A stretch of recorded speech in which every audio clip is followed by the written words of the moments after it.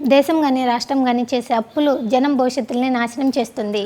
భవిష్యత్తులో పెన్షన్లు చెల్లించాలంటే వాటి కేటాయింపుల్ని ఇప్పుడే అంచనా వేయాలి. అప్పుల్ని పెట్టుబడిగా ఉపయోగించినంత మాత్రాన సరిపోదు. ఆస్తుల్ని పెంచడం పైన పెట్టే పెట్టుబడి మీద ధ్యాస ఉండాలి. ఖర్చుకు తగ్గ ఫలితం వచ్చేలా చూసుకోవాలి. ఆస్తుల పేరుతో దారితెన్నలేని వంతెనలను జనం ఇష్టపడుతున్నారని పట్టణాలను నిర్మిస్తే అప్పుగా తెచ్చిన డబ్బు వృధా అవుతుంది. పంట పొలాలకు సాగునీరు అందించడానికి కోట్లల్లో పెట్టుబడి పెడితే వాటి నిర్వహణకయ్యే ఖర్చు రాష్ట్రాన్ని దివాలా తీస్తాయి.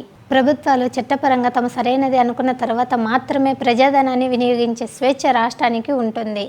ఖజానా డబ్బును దుబారు చేయడం, ఇష్టారాజ్యంగా అప్పులు చేయడం రాష్ట్రాల హక్కులలో భాగం కాదు. భారతదేశంలోని ఏ ప్రాంతానికి నష్టం కలిగినా దేశం మొత్తం ఇబ్బందులలో పడుతుంది. ఆలోచన లేకుండా ఎడాపెడా అప్పులు చేసి అందుకు తగ్గట్టు ఆస్తుల్ని పెంచకుండా వచ్చే తరం మీద భారాన్ని పెడితే మన బిడ్డల భవిష్యత్తు అంధకారం అవుతుంది. దేశం తీవ్ర ప్రమాదంలో పడుతుంది.